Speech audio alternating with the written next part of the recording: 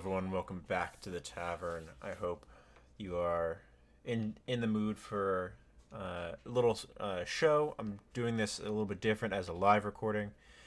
Hope you enjoy. This is how I do prep for my Tomb of Annihilation game that actually we just started. So I'm going to run through it. We have our six characters: Kalon, Sebastiano, Armis, Wolfram, Azurius, and Quinorin.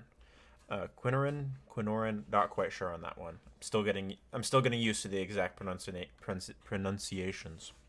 Pardon me, can't speak this evening. So we're going to do a live recording of what I do for my DM prep. I do have to be careful. I have one of my players in game right now. I think she's updating her backstory. So, but she did send me a message, Kalon's player, talking about Shara and Kier Sabal. So, before I move any further into this, I'm going to give just a general spoiler warning for Tomb of Annihilation. If you're intending to play the module or are currently playing it, or if you are one of those players listed on screen right now, don't you dare continue to watch. This is the only warning I'm going to give. Stop, come back to this later. If you're a DM, maybe this is fantastic for you, but if you're a player and you do not want to have any parts of this module spoiled for you, do not continue to watch this video. I have a couple others on my channel I'm going to continue be adding there, so there'll still be plenty of content for you. Alright, let's jump in. So right now my players have met Azaka Stormfang and are headed currently at Firefinger. They were hired by the Merchant Prince Wakanga Otamu to investigate things. I'm not really advancing the death curse of Chult or of Tomb of Annihilation quite yet. I like a little bit more of a slow burn when I run this, so it's not actually affecting people yet. The first time that they decide to go back to Port Nyanzaru, that's when there are reports coming in of this strange rash occurring. Nobody's quite sure what it is yet, but there's a lot more busy traffic in the port. A few mages have shown up that people have never seen before, and it's just the gossip of the town type of thing. More like hype, like, oh, there's this strange rash, but like so many people are coming here. This is really exciting. And then I'm gonna flip it on its head of, yeah, all these people are coming because they're tracking something to somewhere in the Chultan rainforests. So pretty cool. But it gives them a little bit more of a slow burn, so that way they're not forced to rush through yet. Part of Azaka Stormfang's contract with Wakanga Otamu that I wrote in was, in exchange for her services, he was hiring this band of adventurers that my party is now consisting of, and she was to guide them throughout Chult. Hired for a 10-day, but payable up to a month, so 3 weeks, which would be 3 10 days. Remember, Forgotten Realms weeks are 10 days long, and there's 3 of them every month. Super easy calendar. I wish the real world was like it. It'd be much easier, honestly. But I'm digressing. So they are good for a month of exploration here, and they've spent about 6 days of that getting to Firefinger, because they were waylaid by a monsoon at one point. But it's like the nitty-gritty of Chult. Sometimes you lose a day, and it just happens. Oh well. Hope you weren't trying to get anywhere too fast, because you're not taking the river in a canoe during a monsoon. Much too dangerous. Maybe there's something lurking in the waters beneath. So right now they're on the second level of Firefinger. They just made it through the first level, and they fought these giant wolf spiders. I don't know why the wolf... I could have sworn the giant wolf spiders were supposed to be huge templates, or large templates, not medium, but it's fine. And they made quite a clatter climbing all the way up here. Right now the party consists of Quinorin, the ranger, Azurius, the death cleric, Wolfram, the ranged style fighter, Kalon is a druid, Circle of Mountains, I believe, Armis is a blade singer, and Sebastiano is a war cleric, one fighter, one. So interesting mix right there.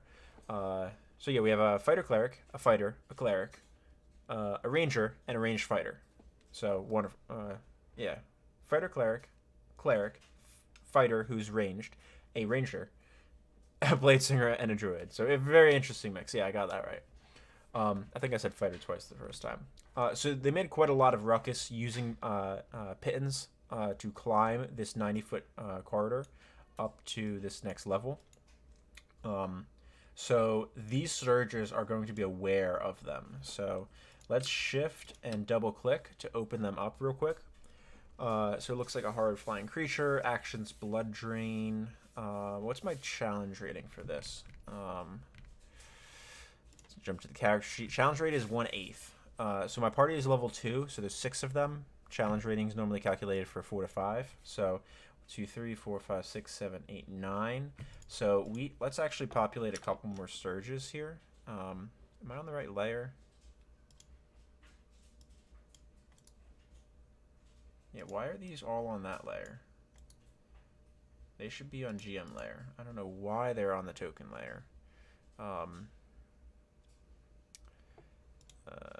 GM info. Alright, can I select? Alright, cool. Let's drop a couple more Sturges in here, just to up the challenge a little bit. Actually, let's drop one right here, and let's put this one right here. 2, 4, 6, 8, 10, 11 Sturges. That feels a little bit better. And now they're a little bit spread out, just to dodge a little bit of AoE. They were noisy, so they're definitely the Sturges are definitely aware that something came up. They're not quite sure what. Their passive is only 9, but my party wasn't trying to be stealthy. Does this bio give any info about blood of living creatures? Small numbers.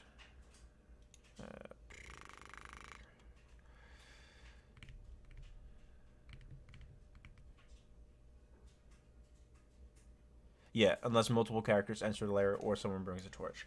My party doesn't have a torch. I believe they have light. Several characters have the light cantrip, and even though not most of them don't have dark vision. I have like the fighter and the fighter cleric are both humans. Kalon is half elf, so she has night vision. And we have the elf for night vision. Grung does not have night vision, but has light. And then the elf, obviously. Quinorian has night vision, dark vision. I'm so used to older editions. Sometimes there's a little bit of bleed over for me. So we got the Sturges. So there's that. So that's going to be a great one. Hand out Sturge. Alright, cool. Super easy. I'll drop that to them. And they deal D4 plus 3. And attaches. There's no roll for it, which are pretty cool.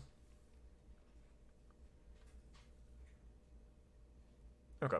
Still dangerous. I might give them a little... Pardon my dryer. You probably heard that in the background. But I might give them a little bit of a heads up, and not all the surges will act right away. Some GMs like to roll initiative for each of the monsters individually. I can't stand it. So what I'm going to do is I'm going to copy one of these. Let's double check the dynamic lighting layer real quick. Alright, awesome. Go back to the GM layer and copy, paste. There we go. And basically I'm putting one of them out here, and we're going to make sure that's inside the dynamic lighting. There we go. So there's no way they'll see that Sturge. And basically I can bring all of them forward to the token layer at the same time, but then I can click on that one and roll initiative, so that way as they kill the Sturges, I can, if I delete the token, I don't accidentally delete it out of initiative order, which is pretty cool. And there's no way they can get into that wall, so super easy. Let's go back to the GM layer. Let's jump up to the third level. So they have to climb, if I remember, outside. Land at Chult. Firefinger. Alright. They don't have this handout. They have the actual Firefinger handout that's just the center, the column. So Sturge Cave, Treasure, Search. So there's a Dead Explorer. The Terrafolk don't use the cave. 10-foot high ceiling. Explorer is captured, managed to escape, descend this far before falling prey to Sturges. Her desiccated corpse is slumped against the northern wall. Glint of golden gems. 15 gold, a gold, and carnelian. What is carnelian? Let's jump that to another tab.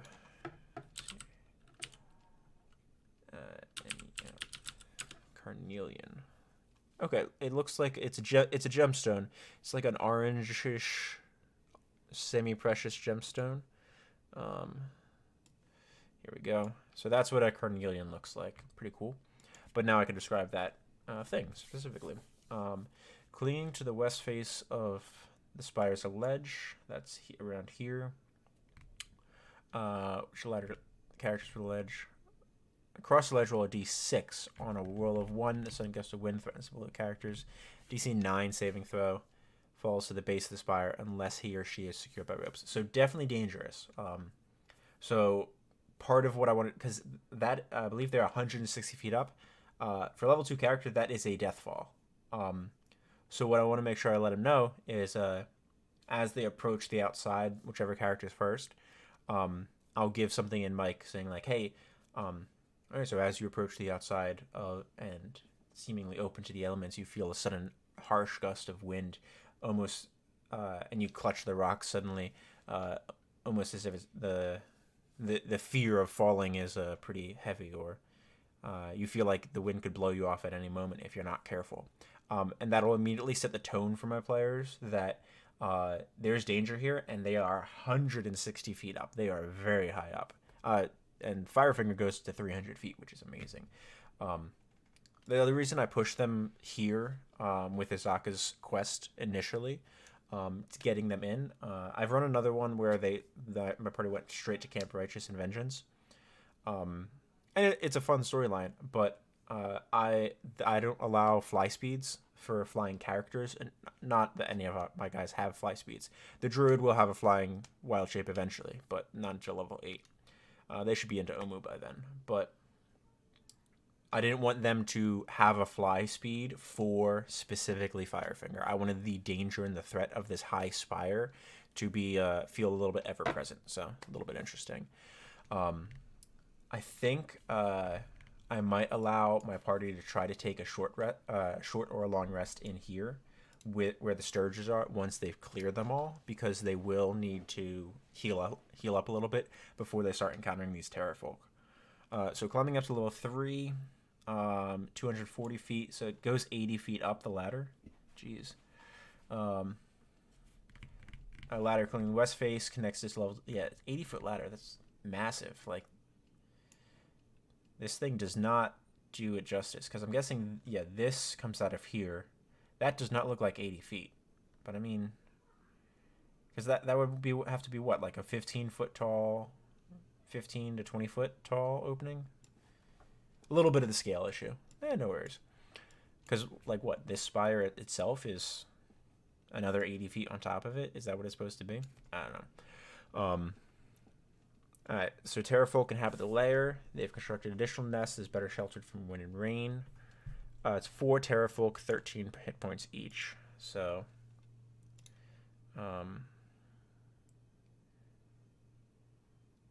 objects and tokens. Alright, there we go. Shift, double click. I'm guessing they're there because they're just there. My players can't move their tokens past the, I have the enforced borders on, so they can't drag their tokens off of this area. 10-foot tall winged reptilian birds, native Chult, isolationists, 20-foot wingspans. Good to know, because they are 10 feet. They're large creatures.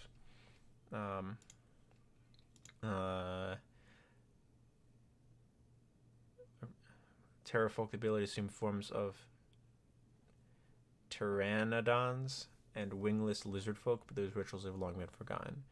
So I got a cool handout here. Pretty nasty looking. Character sheet. So challenge rating 1. So this should be alright. And I believe they have someone that they can rescue on this level as well. Multi-attack.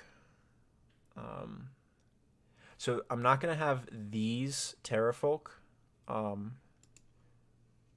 Yeah, so these are Elder Terrafolk. It's labeled in the thing as Elder Terrafolk, so I'm guessing they're like older versions of them.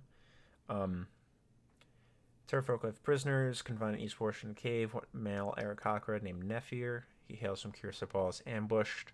His wrist, ankles, beak are bound with rope, no weapons. He knows, so he has information that'll matter to the party, should they rescue him. Free him, grateful. Petition Arasha to perform. He urges the characters to visit Kirsa Ball and petition Ashara to perform the Dance of the Seven Winds. The dance, he says, is part of a magical ritual that grants non-flying creatures the ability to fly. Once back at Kirsa Ball, so I need to pull up Arasha. Nope, that won't work. Shrink her down for now. I don't need the Sturges open anymore. Got them. Back to Kirsa Ball. Okay, so that it gives it. He gives a quest for Kirsa Ball. So that can take them in that direction. So we'll have to jump back to the map. Reaching level 4, 50-foot tall chimney ascends to the Pillar of Firefinger. So that would be. Let's jump all of these to the GM layer real quick. The only reason I move them there. Come on.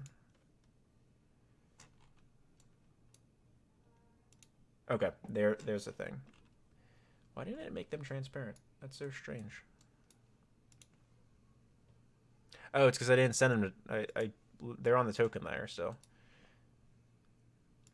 That's what I need to do. Look at me, I know how to use Roll20. Layer, token layer. And then go back to objects and tokens. So that's the chimney, and that will lead up 90 feet. 50 foot. Okay. Plenty of handholds. DC 8 strength. This height, any significant noise in the shaft alerts the Terrafolk. Hopefully, my party will have learned that these creatures are aware of them because they made so much noise climbing up. So it'll be a good lesson for them moving from 3 to 4. So we have a cool thing for Nephir. Spire's pinnacles are flat, 40-foot square. The edges are crumbling away. It wouldn't be safe to stand too close to any of it. Vines and low brush grow in profusion. Bones and scraps of meat from dozens of creatures are scattered everywhere. A crumbling stone tower rises another 30 feet above the northern corner of the platform. A roaring flame floats, blah, blah. 300 feet above the ground. Other volcanoes, enormous gaps. Terrafolk never use the chimney, but other than to occasionally drop food to a prisoner. 6 sit atop the tower. 2, 3, 4, 5, 6. Yeah.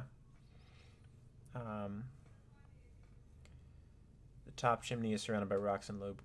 3 medium creatures. All right, so that I guess is this right here. These spaces is 3 medium creatures.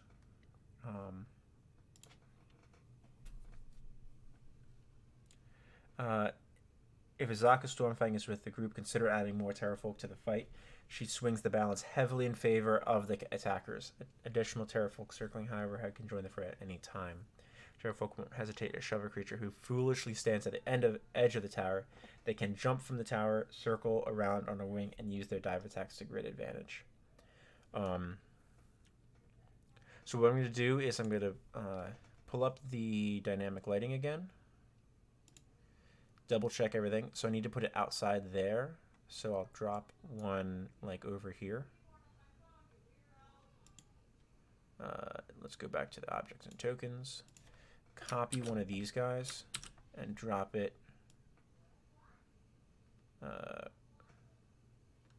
Why are you doing that, Roll20? Why are you being dumb? Drop it way the hell up here. So that way I have one for initiative and I can copy and paste from that one. Dynamic lighting. Perfect. So that way the players can't see that token that I'm copying from. That'll be on my initiative tracker, and I can just delete the ones that are here as I go. Or move them to the GM layer. Usually I prefer to delete them just to clear out the map a little bit. But there we go. So that's all set. And then let's jump back to Firefinger. So the Terrafolk, notably, they can't pick up enemies and carry them off, which is fine. So I think what I might do is I might drop another. Let's find a goblin.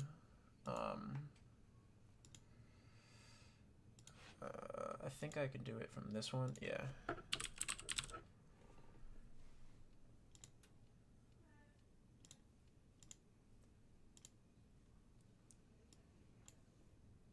Yeah.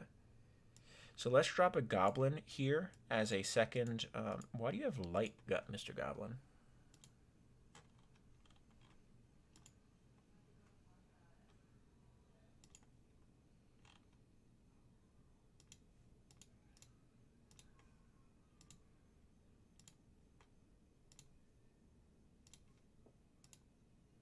That's so strange. I don't know. It's a goblin. I don't need vision on the goblin token. I can see everything. I am God. There we go. So I'm going to drop a goblin here who's going to survive the fight and will move stealthily up the tunnel. The reason I'm bringing the goblin in is because he's a throwaway character. I can introduce a little bit of the goblin stuff if they want to pursue some of the goblin tribe in Chult down the road. They can remember this goblin. But basically, this goblin's a throwaway that is going to go up here, and I think he normally has... Oops.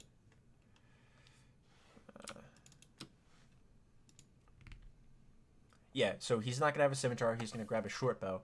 And I'm going to have him back up and stand at the edge here outside. And the first Terrafolk, first or second, let's say, maybe one of them is going to attack one of the party members, depending on positioning. But one of the Terrafolk in the first round of combat is going to swoop at the goblin and try to knock him off the map entirely, which is going to set the party on top. Like, I already showed them a little bit of the dangerous fall with the wind. I'm giving them that other warning here, that they got to be careful about the edges, and I'll make it like the Terrafolk notice that your goblin companion's at the edge and have decided to target him. And he goes screaming to the ground, and something. So that'll be fun. There we go. So we got two things. We'll put the goblin here, as if he's chained with a nephew. Why are you turning? I want to click on that. There we go. Alright. I'm not naming the goblin. So there we go. We got that done. And treasure, they have moldy chests, 2,000 copper, 730 silver, 4 gemstones. Spell scroll, commune with nature. That's actually a pretty high level spell scroll. That's not bad. One chest also contains a cloth wrapped wooden mask. Mask of the beast. That's Azaka's. Recharges. Animal friendship. That's such a useless. Fine. Animal friendship's a fine spell, but I mean it's going to Azaka anyway, so no big deal. Does this have a handout that I can show them? It doesn't. Okay. I might want to make one of them, but not right now. Alright, so then let's jump back to the map. So we got Firefinger set. I'm going to close the Terrafolk, because I don't need them. Close Firefinger. I always make sure to maximize them again before I do. Oh, I have Terrafolk right there. Why am I making an extra token? I forgot I had some right there down at the bottom. Much easier. And Arasha, we're going to come back to Arasha. She's going to stay minimized for now. Let's pull up the map real quick. Player's map of Chult.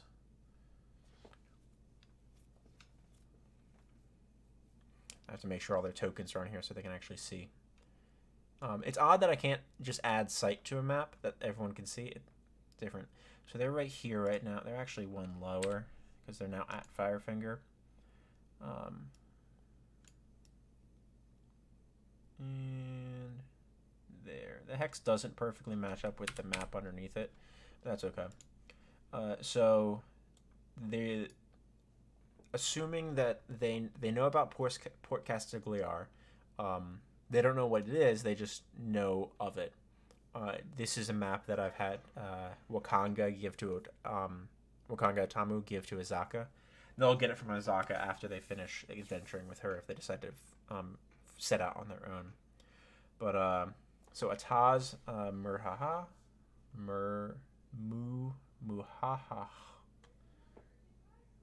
So let's see. Land of Chult. Taz Muhaha. Gaping Chasm, called the Monkey Bridge. Stone Golem, cool. All right. That's a ooh. They can't fight a challenge rating 10.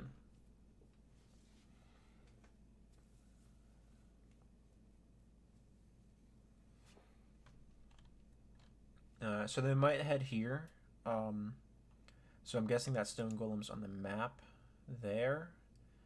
And there's a little bit of a crumble. There's this cool side view, which is kind of nice. All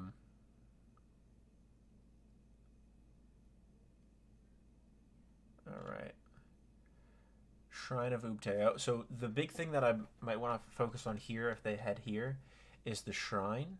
And I might throw in a little something like Azaka will make an offering at the shrine, and that prevents the Stone Golem from attacking them as they pass. So might be a cool call. Which are purely damage. Yeah, proper obeisance to Ubteo.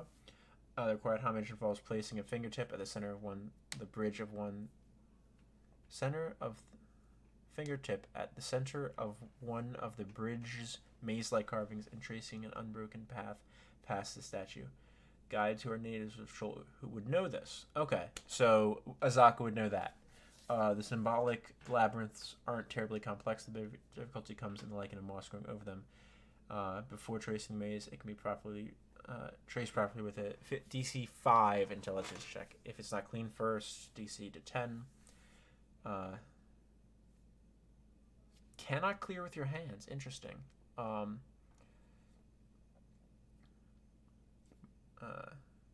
Trace it must be done with a finger. Okay. Pushes enemies off the bridge. How tall is the bridge? Looks tall. 100 feet up. Interesting. Okay. Hanging vines.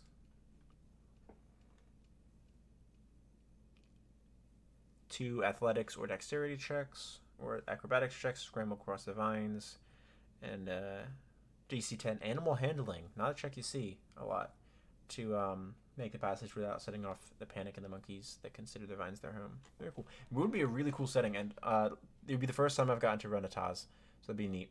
If they head there, they might actually to head towards Kier Sabal, because I have the one druid that has worked Kier Sabal into her backstory a little bit, which I don't want to jump under her character sheet right now, just because if she's editing it, she'll realize I'm doing prep.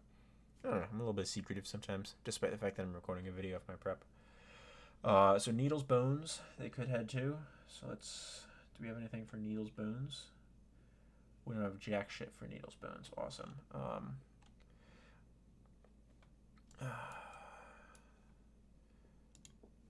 Needle's Bones. I think the key's on this one. Yeah. So it's a point of interest. That's freaking helpful. I don't have a thing for it. Players' handouts.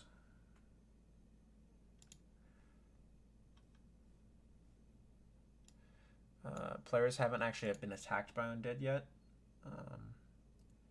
So that's pretty cool. Kier Sabal handout, so they'll get there potentially. So Needle's Bones. Let's see if I have a pre-map set up.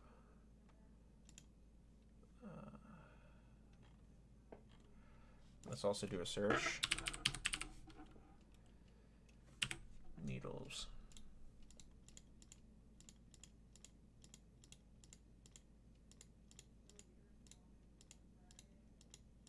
So I'm basically opening all of them to check if anything came up with the word needles. Nothing did, so basically I can be fairly safe that there's nothing there. So we'll say Needle's Bones is like an old ruin, and I can drop a dead explorer here, and what's the challenge rating on a Grillion?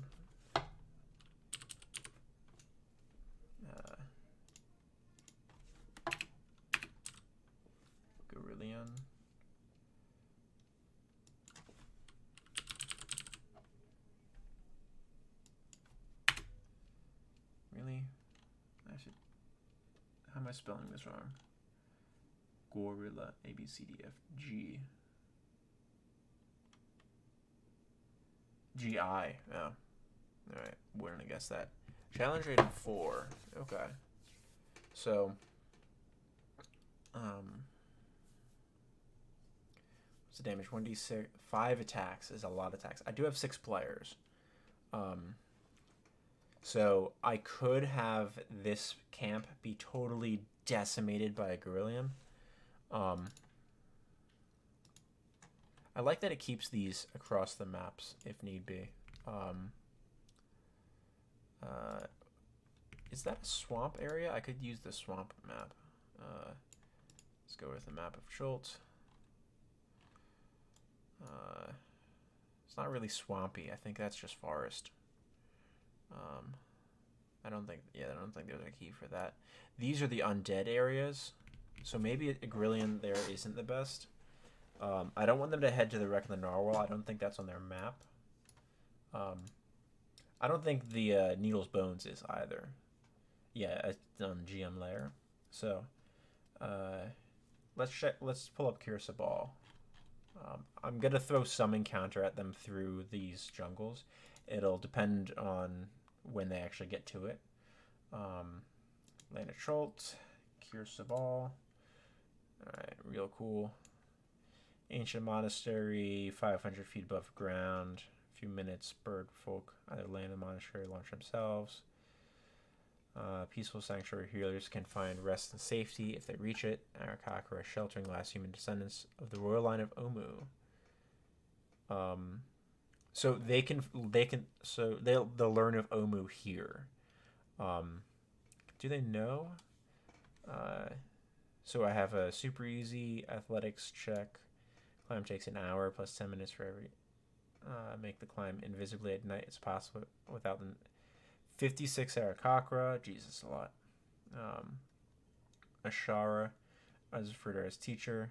They revere her as a living saint. Ashara is an intelligent, ambitious, and somewhat manipulative, but never cruel or insensitive. Alright, so that I love that little blip that they put here. Let's see if they actually put that on Ashara's page also. Let's jump over to Kirsa Ball. So I'm going to move the player's map of Chult up to the front here. Put my map of Chult next to it. I don't really need the tokens there. They're doing Firefinger right now, so we're going to move Firefinger up. So basically, I can set this as the order that they go through everything. I want to put it after my main stuff. Dinosaur Racing was a custom map I made. We'll put them before the landing page because I don't really need them. Along with that random battle map. I don't even want that. I pull my maps off Reddit. Awesome maps. So, also want to know daytime encounter, evening uncheck, global illumination. Yeah, I don't care. Rebuilt Omu by retrieving a symbolically significant yet long lost treasure called Skull Chalice of Chingrake. Chigarkari. Characters claim to be headed to Omu, find the chalice and return it to her for the good of Chult. Characters request something more substantial reward. Choices pieces from her private treasury. L5. All tokens on the GM layer. So let's pull Kirsa Ball up. I don't know why the lake encounter is after the Merchant Princes. Like, yes, they went to the Merchant Princes, but I want that there. So Kirsa Ball, let's jump to that real quick.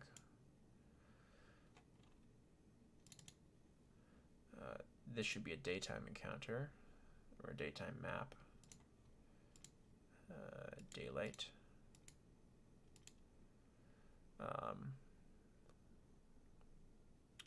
Super cool. Plenty of Arakakra there, I think. Oh, those are gargoyles. Ooh, we have a gargoyle encounter here. Let's fix that. Okay.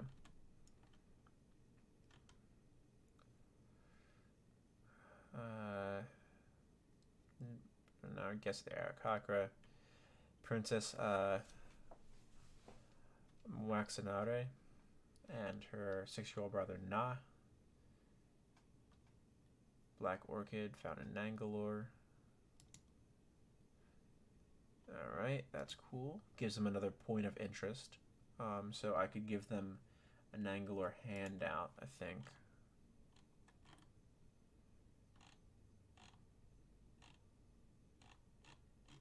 There's a lot of stuff there too. So maybe I could describe it as like a overflowed garden or something.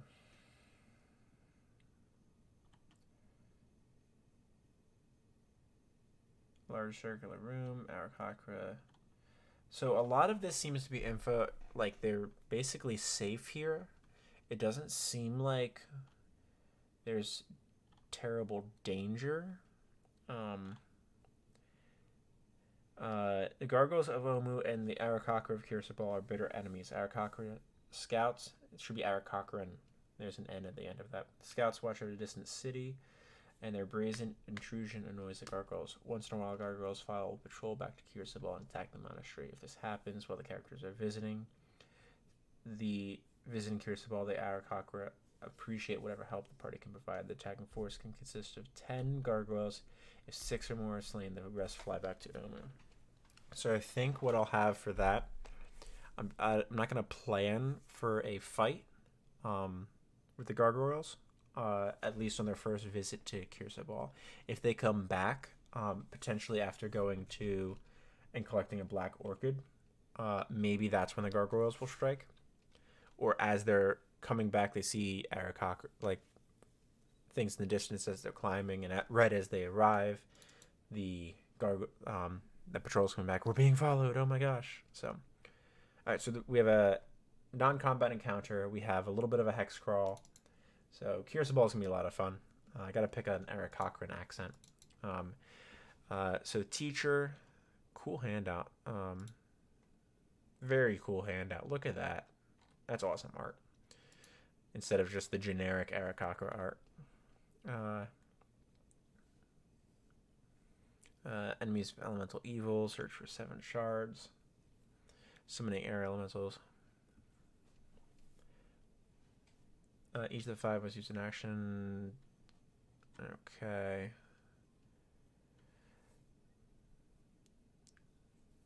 So Arakakras search for a rod of 7 parts. I don't know if I want to drop that lore into the game yet. I might. Maybe I'll encounter like have them encounter Arakakran nomads somewhere else in Chult that are on a holy search for one of the pieces of the rods that is rumored to be in the area. And they can help them look for it, or they can just say, "Oh, best of luck. All right, cool. We're going this way." Skilled dancers strive to inspire.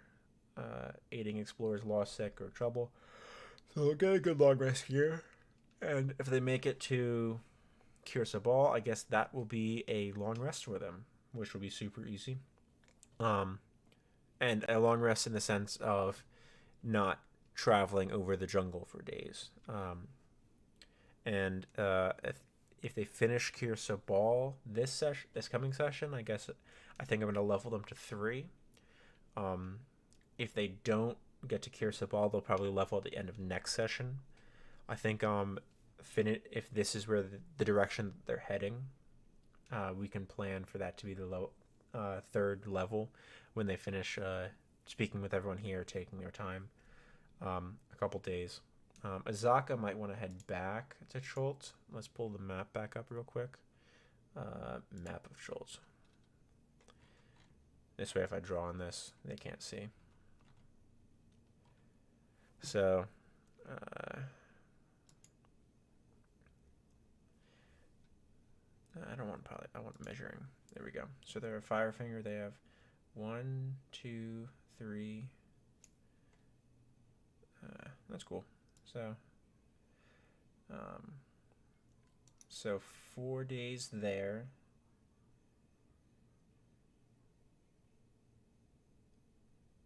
5, 6, 7, 8, 9.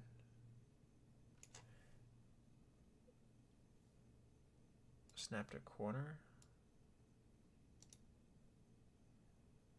It's very interesting what it determines as the corner of the hex.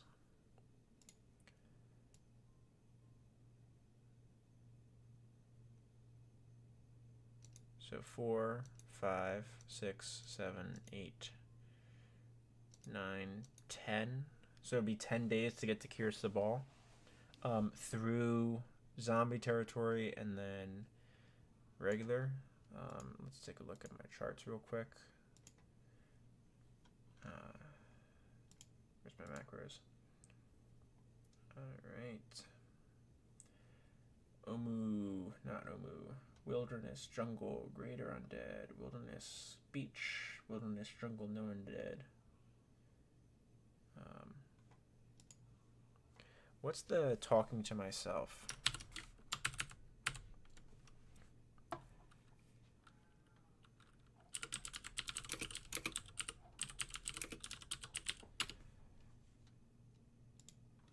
Talk to myself macro.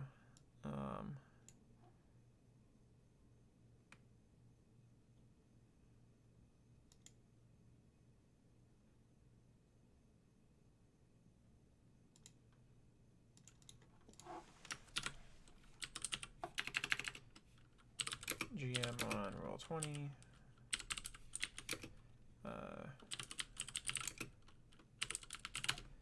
Whisper rolls. Whisper directly to GM. Type WGM.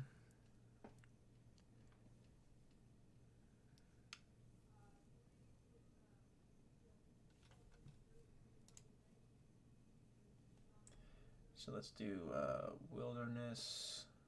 No undead. Visible to players. Show us token action. Okay, cool. It automatically does it. That was risky with the player in there, but whatever. Visible green fairy dragon takes an interest in the adventures and follows them for a while. No, I want a combat encounter. So just roll it again.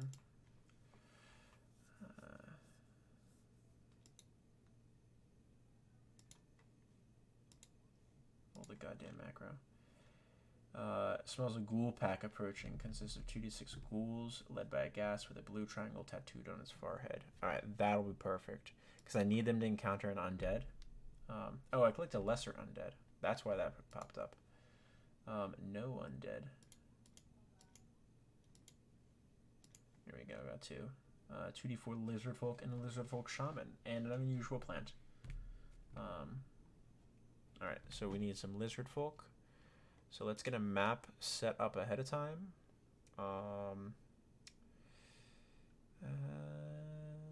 Sea wastes. Yeah, that'll work. The lizard folk can live there.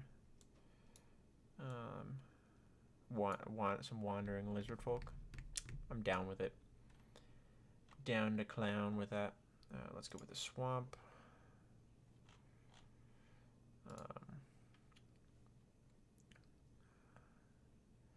So I need token page.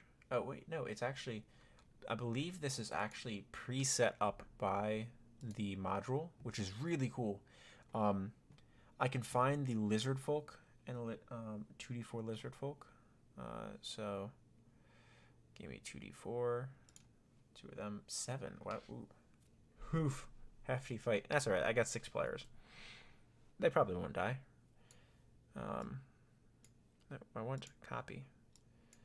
So I copy these. Oh, I only want the tokens. There we go. Copy.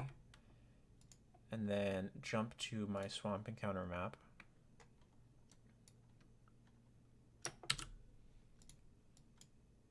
Ooh, lizard folk are tanky. Jeez.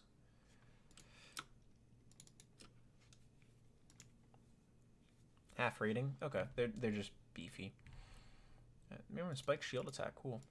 So we got copy 2, 3, 4, 5, 6. So let's give them a campfire, and let's have my party encounter them in the evening. 4, 5.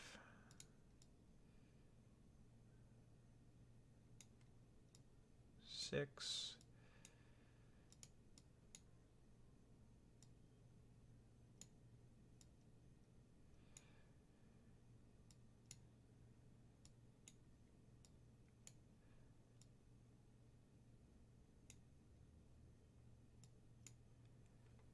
There we go. That'll be nice, and we'll make sure we'll have a party coming from up here. And let's get a campfire.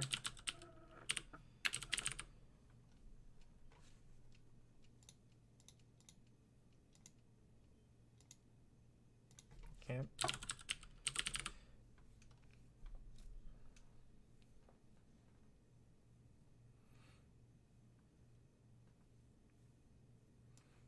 That'll work, right?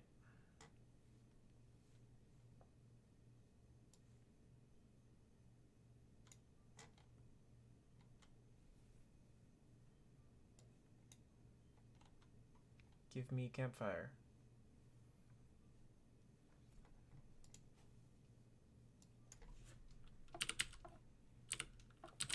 The torches work. I know the torches work. I've used the torches in the past. Fire. Does fire work?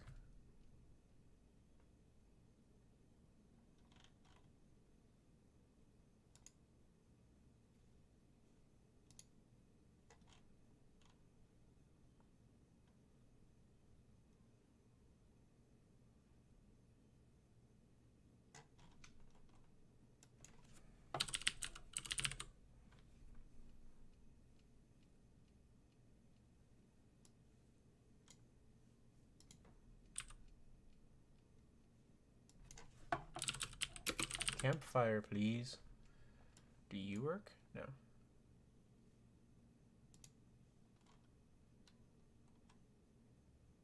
Do you work? You work. Awesome. And now we'll throw a torch on there, give it a little bit more orange.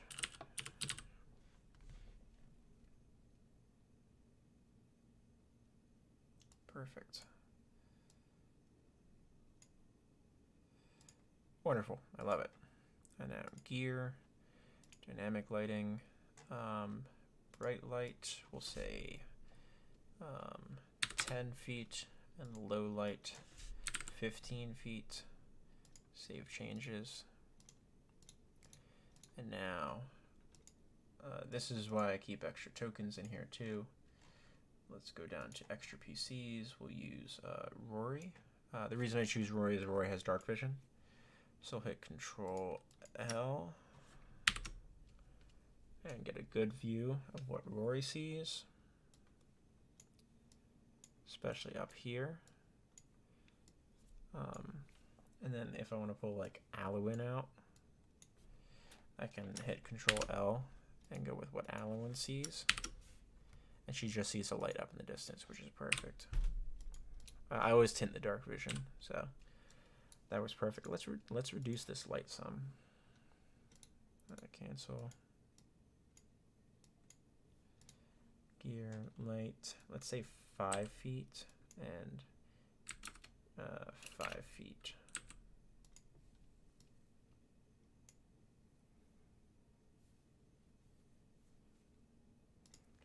Let's say 5 feet, 10 feet. Because I basically want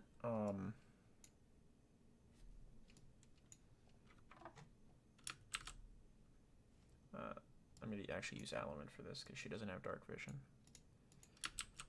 I want them to be able to see this lizard folk over here without issue. So let's make sure these nameplates are not on.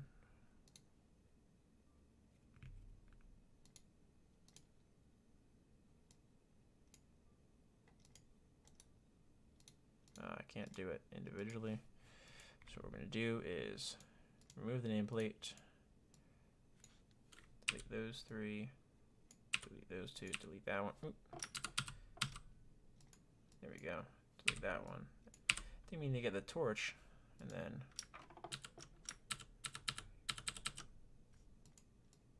one, 2,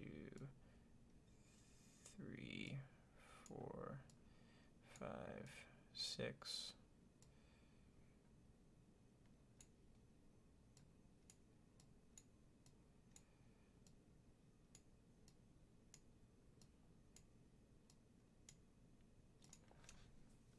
None of my players have fireball. This is fine.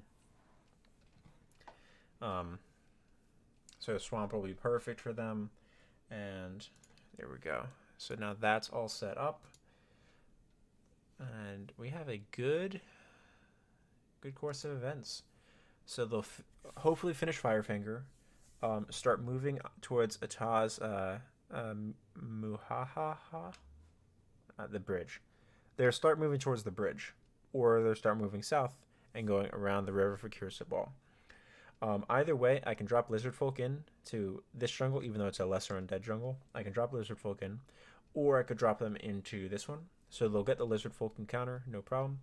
I need to drop them a dinosaur encounter at some point too. So let's actually pull up the token page real quick.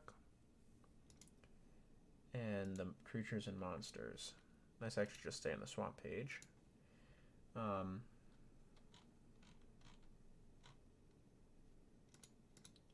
Mephits, orcs. Succubus. Yeah, let's not give him that. Jeez. Young red dragon. Yeah, that'll be great.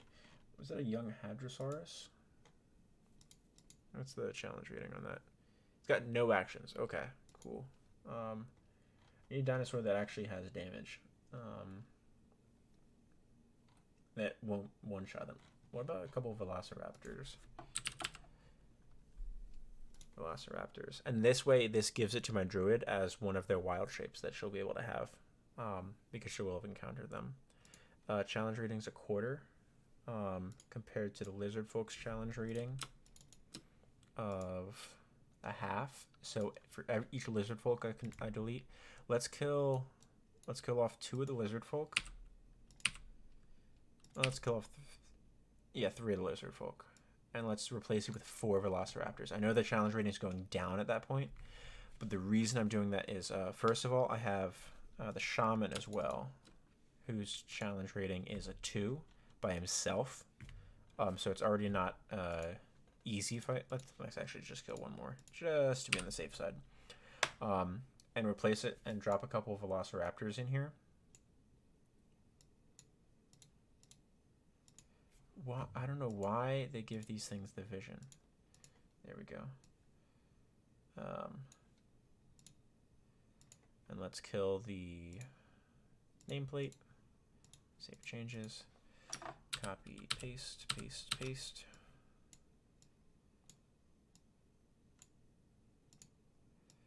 And we'll have this one wrangling 2 of them. Actually, let's have all 4 of them in like a cage. Right here. With this guy underneath the tree, and he'll release them as the first action in combat. And they'll take their initiative immediately after the lizard folk. So that way it takes one of the lizard folk out of like action in combat and introduces like this creature that my druid will be able to use down the road. They have this nasty pack tactics, and they deal a decent bit of damage. So maybe 3 velociraptors is good. Quarter challenge rating. So I have 1, 2, 3, 4, 5, 6, just 5 3/4. Oh no, these are a half. So this is 1, 2, 3, 4 1/4. So is it right to against 6 players? So 4 1/4 against a party of level 2, 6 people. Let's make them all injured a little bit. Like they're resting after a long day. So -8, -7,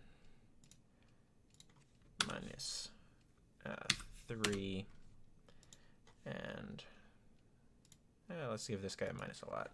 -5 more, and -2. And now the shaman, I believe, has some spells. That's all stuff from Lizard Folk. Judecraft, Produce Flame, Thorn Web, Entangle, Fog Cloud, Heat Metal, Spike Growth, Conjure Animals, Reptiles Only.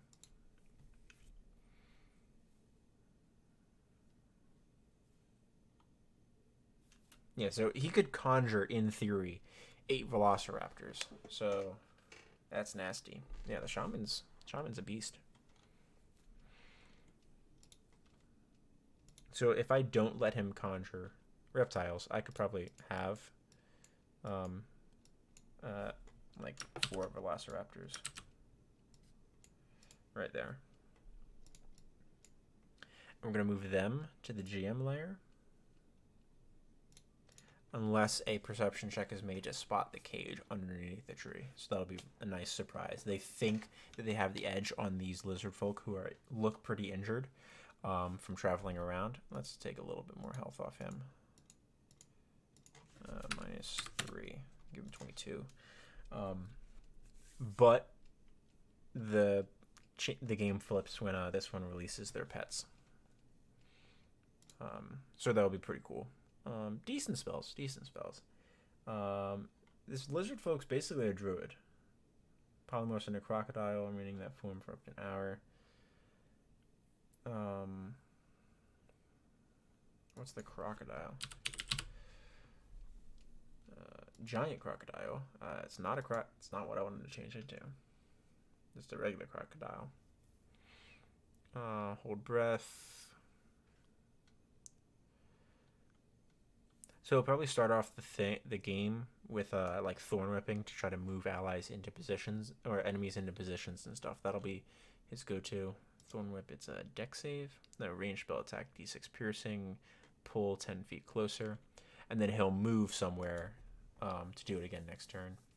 And he'll probably do a spike growth. He'll throw a spike growth behind the party to keep them from fleeing, because this is food to them and to their pets. So he'll drop spike growth way behind them once he realizes where they are. Do lizard folk naturally have dark vision? They do not. Does spike growth need line of sight? Ground on a point within range. So you do not actually have to be able to see it. So he will drop it behind them. So they'll hear like erupting earth behind them or something. And all of the spikes of the swamp suddenly, like the limbs and branches of the swamp, suddenly become razor sharp and look very dangerous or something like that. So that'll be fun. That'll be a sweet encounter for him. So then I have Firefinger, I have Lizard Folk encounter, and then I have Kirsa Ball. And Kirsa Ball, if that's where they're going, will trigger level 3. So there we go. So that's my basic prep session. Now, if they had discussed last session about where they were heading next, from what it sounds like, from Firefinger, it leads them really well towards Kirsa Ball. Player's map Chult. There we go. Looking for that. I might prep it like a second area as well. Like I might read over Mesro. Let's kill that. Then go to section 2 and like take a look at Mesro or Port Castigliar. I have the hard copy of the book as well, so I could just read through them real quick. I don't think they actually have maps for them, which is why they're not here. Which is really weird. Like you would think they would still have like a section, even though there's not a map. Maybe it's just listed in locations on Chult. That's where it is. Okay. Can't control F to jump all the way down to Mesro. That's super annoying. So Mesro. Nothing about this Chultan city is what it seems. Battle camp monsters were destroyed by the spell plague. In truth, its cities, World's defenders, God-given magic, is wed to artist Simber, who fell in love more than a century ago. And his undead horde before she allowed herself to be spirited away along with the rest of the city. We're in Chult when there's no longer in peril. So Mesro is in a demiplane. So empty ruins were behind. So I could use the ruin map. So if they go to Mesro, I might drop them a undead encounter that they won't be able to avoid. They have seen undead on a river, but they could head to Mesro. I'll drop them an undead encounter on that the jungle camp drop site as like one of the outskirts of this ruined city. And everything else seems to be overgrown by the jungle. This is all that they can seem to find that remains. So that'd be pretty cool. Exploring the ruins, 4 main avenues, north-south. Whole plazas subsided through the centuries. Ruins have been thoroughly ransacked by Flaming Fist. No collect treasure or clues. So the good thing that I can do there is use the monsters as a clue. If they get there, I can drop undead as part of the area of lesser undead and give them the blue triangles on the head to lead them in a different direction and give them a clue. It'll be their first encounter with that specific. They saw something blue on like the zombies that they encountered earlier, but they weren't actually sure what it was. They didn't actually decide to investigate. They wanted to keep pushing towards Firefinger. So if they head towards Mesro, which is on their map as a known location, because obviously the Flaming Fist go there, it's a known location. They can head there. Yeah, it's not. I don't think it's on GM layer. Yeah. And I have something for that. Port Castigliar.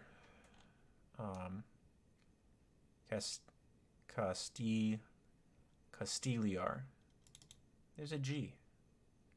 Castiliar. Is it French? Castigliar. I'm saying Castigliar. Nothing more stretch of beach, abandoned supply depot, and a defiled graveyard. So it could be ghouls. Not much there. I might give them like a safe spot to rest there, and that's about it. So if they head up that way towards the port, thinking that they might be able to get back to Port Nyanzaru if they want to, it could just be a ruined area. And maybe Azaka doesn't know that it's abandoned by this point. Maybe it was abandoned in the last 10 days or something, and word hasn't reached yet, and the ships have all sailed off.